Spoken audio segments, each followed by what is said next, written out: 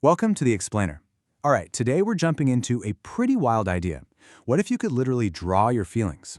We're going to dive into a framework that claims you can turn abstract stuff like peace or creativity into actual functional designs using physics.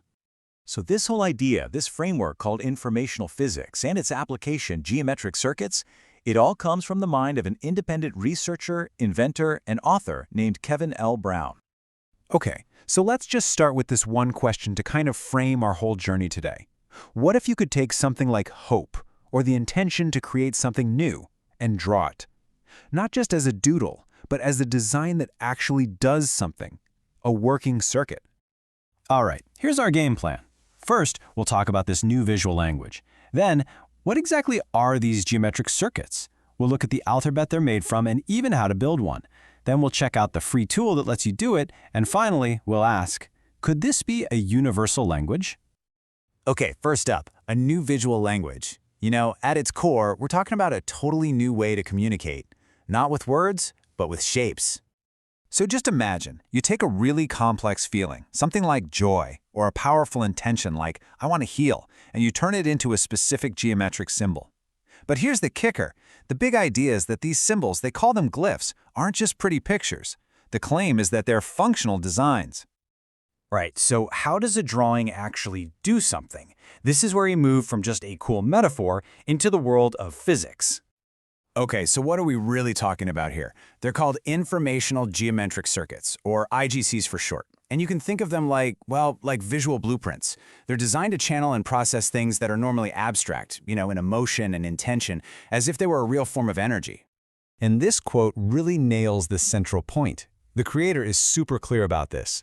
We're not talking about drawing a symbol that just represents peace. The idea is that you're creating a geometric shape that is proposed to function like a circuit for the actual information of peace itself. It's a huge distinction. Now, what's really interesting is that this isn't just some abstract, philosophical idea. The framework proposes that these circuits actually obey the laws of physics, things like symmetry, coherence, and resonance. And get this, the claim is that you can actually measure their effects with real-world tools, like EEG brain scans or heart rate variability monitors. All right, so if you're going to build a language, you obviously need an alphabet, right? The same goes for these circuits. They're built from a set of core geometric components. So the whole system breaks down concepts into categories, which is actually a lot like how our spoken languages work. You've got your nouns. These are core states of being, like peace or anger or joy.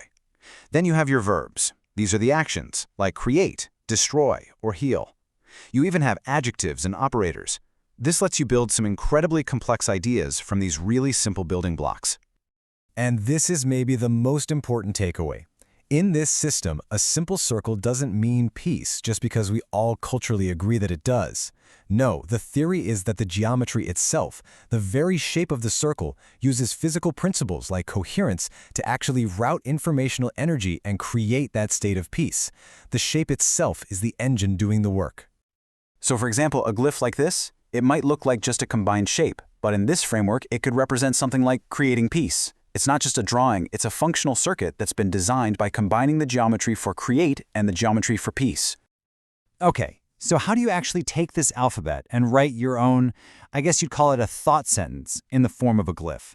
Well, there's a protocol for it. The process for making one of these is actually pretty straightforward. First, you start with a clear intention. What do you want to feel or achieve? Then, you pick out the geometric building blocks, your nouns and verbs from the alphabet that match that intention. After that, you combine them. You arrange them in a way that feels balanced and harmonious. And finally, you finalize the design, and you've created a functional thought circuit. Now, understanding the theory is one thing, but a tool has been created to make this practical so anyone can actually give it a shot. And this is a big deal. To take this whole concept out of the realm of theory and put it into your hands, the creator offers a free online tool. It's called the Glyph Generator.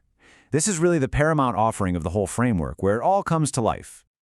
So what can you do with this generator? Well, you can create your own glyphs from a whole database of emotional states. You can supposedly activate them to target specific shifts you want to make. You get to translate your own abstract feelings into these concrete geometric patterns. It's really about letting you experiment with the principles of informational physics for yourself, firsthand. Okay, for our last section, let's zoom out a bit and think about the really big picture here. What could all of this mean for the future? I mean, if communication can be based on universal principles of physics instead of our cultural languages, what could that really mean for us? It opens the door to something truly wild, a universal language that comes before words. Imagine a way to communicate that isn't based on culturally specific sounds or letters, but on the principles of geometry and physics that apply to everyone, everywhere. It could potentially break down any barrier. So we come back to this core idea one last time. They're not symbols, they're functioning geometric circuits. The whole point is that these aren't just dead pictures on a page, they're active, working circuits.